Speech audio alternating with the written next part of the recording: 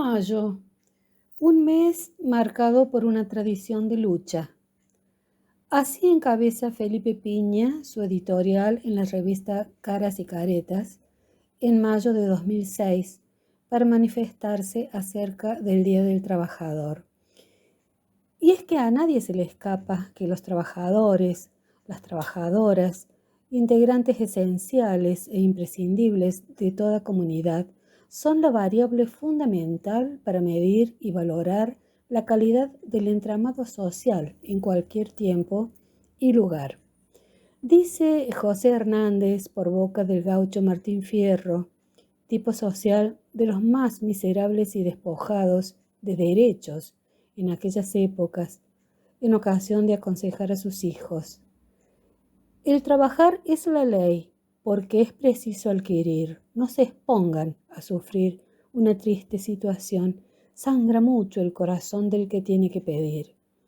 Debe trabajar el hombre para ganarse su pan, pues la miseria, en su afán de perseguir de mil modos, llama a la puerta de todos y entra en la del haragán.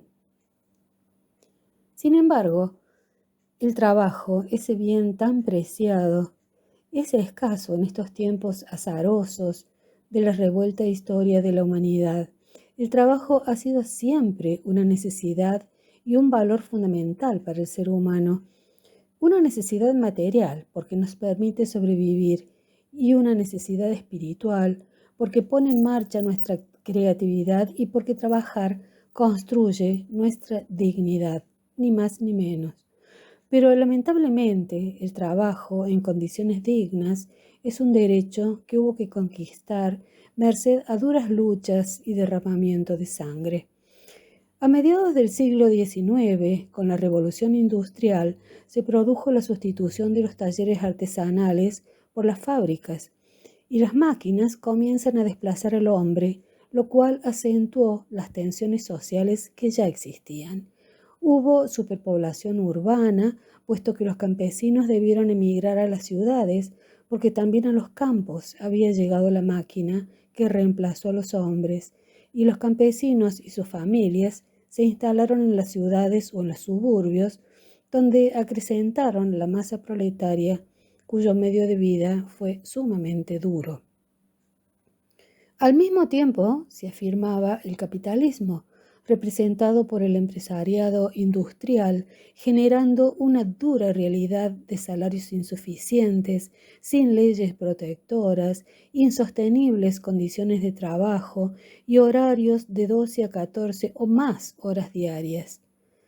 Sobrevienen entonces entre la población obrera tragedias sociales y situaciones límites como el suicidio, desequilibrio mental, alcoholismo, prostitución, crimen, enfermedad, situaciones terribles de las masas populares que han sido testimoniadas ampliamente por las diversas formas del arte, en especial la literatura, la pintura y el teatro. Esta encrucijada histórica generó el auge de los sindicatos y a través de ellos los obreros encauzaron sus luchas en pos de mejores salarios y condiciones de vida, reducción de las horas de trabajo, en suma, luchas por la defensa de los derechos de los trabajadores y trabajadoras. Hasta que un 1 de mayo de 1886, la huelga como lucha de los trabajadores por la jornada de 8 horas estalló de costa a costa de los Estados Unidos. Más de 5.000 fábricas fueron paralizadas y miles de obreros salieron a las calles a manifestar sus exigencias.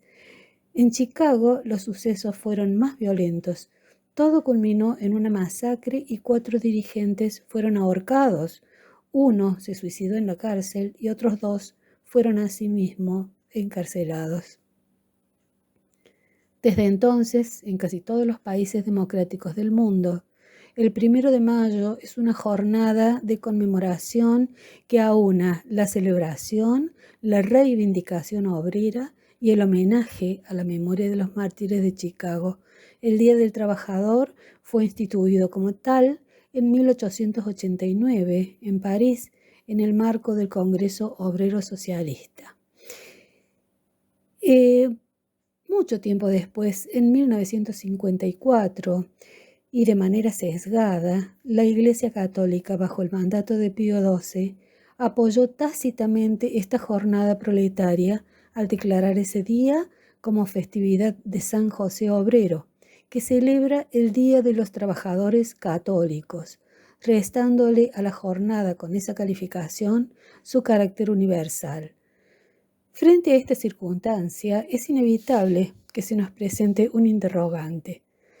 ¿Qué decisión y qué acciones hubiese tomado al respecto nuestro querido Papa Francisco, amado por católicos y ateos, por agnósticos, humanista, siempre del lado de los más humildes, amante de la paz y la justicia y condenador de las guerras, el que anduvo por este mundo defendiendo los derechos de los desprotegidos, los despojados de derechos, las minorías y todo ser necesitado y vulnerable, incansable en pos de la conciliación de los sectores diversos desde el punto de vista ideológico o religioso?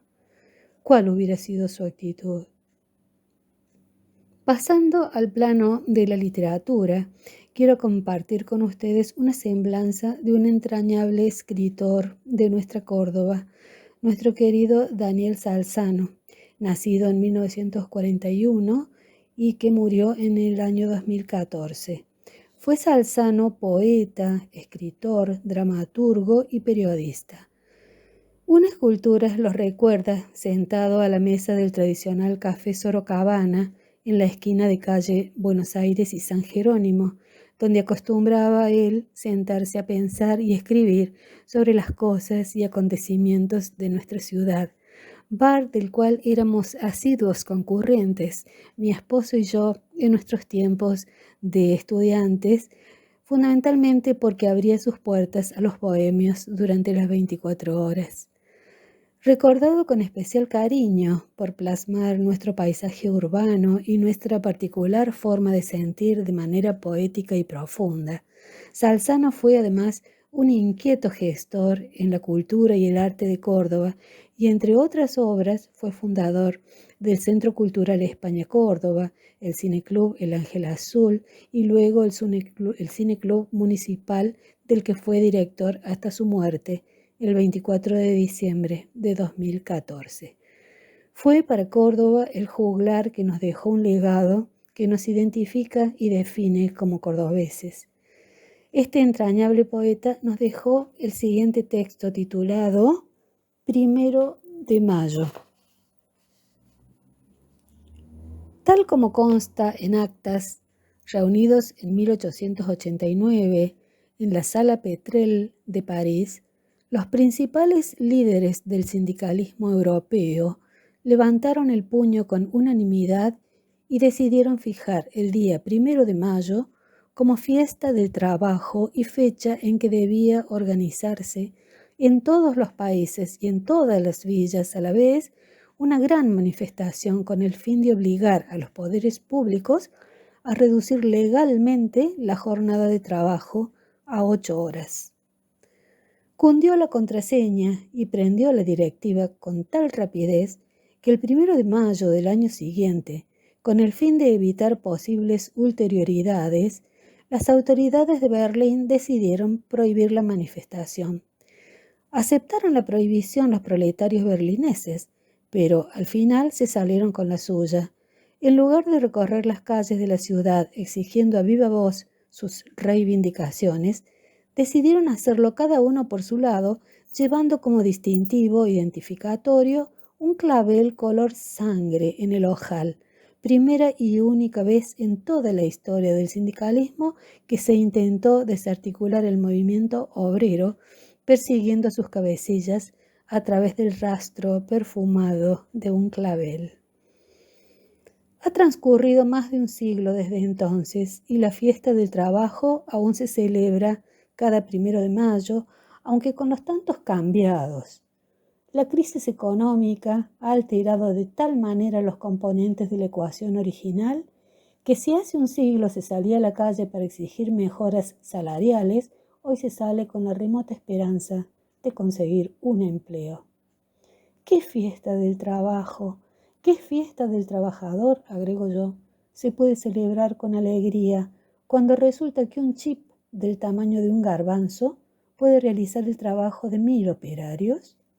¿Qué versito se puede cantar, qué consigna se puede corear cuando se sabe que el incremento de la producción no pasa necesariamente por la creación de nuevos puestos de trabajo? Y eso sin contar con el problema que traen los claveles. ¿Dónde llevar los puestos si en su afán de economizar el costo de un ojal, las solapas ya no traen agujeros? 1 de mayo, en los días contados, Córdoba, 1996, Daniel Salzano. Escribe emotivamente el historiador Felipe Piña. Mayo es un mes marcado por una historia, una tradición de lucha que arrancó un 1 de mayo de 1886 allá en Chicago con una movilización popular que la mayor democracia del mundo reprimió brutalmente, intentando escarmentar a toda la clase trabajadora de Estados Unidos y, por qué no, de todo el mundo. Sin embargo, y a pesar de nuestra dura realidad actual, la gesta del 1 de mayo o Día de los Trabajadores y Trabajadoras mantiene su vigencia. Fue una lucha que duró décadas y cuya historia ha sido olvidada, ocultada o limpiada de todo contenido social, hasta el punto de transformar en algunos países el 1 de mayo en un mero día festivo o en un día franco más. Al inicio del siglo XXI, a través de los medios de comunicación, se comenzó a sustituir la expresión Día Internacional de los Trabajadores por Día del Trabajo, en un claro intento de quitarle a esa expresión su connotación social y reivindicativa. Además, también, y para reforzar el carácter neutro que se le intenta atribuir a esta especial jornada, se celebra el Labor Day, Día del Trabajo, en fechas diferentes del 1 de mayo, cambiándola al primer lunes de septiembre con el fin de propiciar el olvido de las luchas del proletariado, como ocurre en Estados Unidos, Canadá y otros países del mundo, que sería largo enumerar. Para concluir, deseo rescatar las ideas y palabras de dos de los mártires de Chicago. Dijo Miguel Schwab al escuchar su condena a prisión perpetua, que reconocía a aquel tribunal ninguna autoridad y que su lucha y la de sus compañeros era de una justicia tan evidente que no había nada que demostrar y que ellos luchaban por las 8 horas de trabajo, pero que 4 horas de trabajo por día serían suficientes para producir todo lo necesario para una vida confortable con arreglo a las estadísticas. Sobraría pues tiempo para dedicarse a las ciencias y al arte. Porque, claro, agrega Piña, las ciencias y el arte deben ser para todos.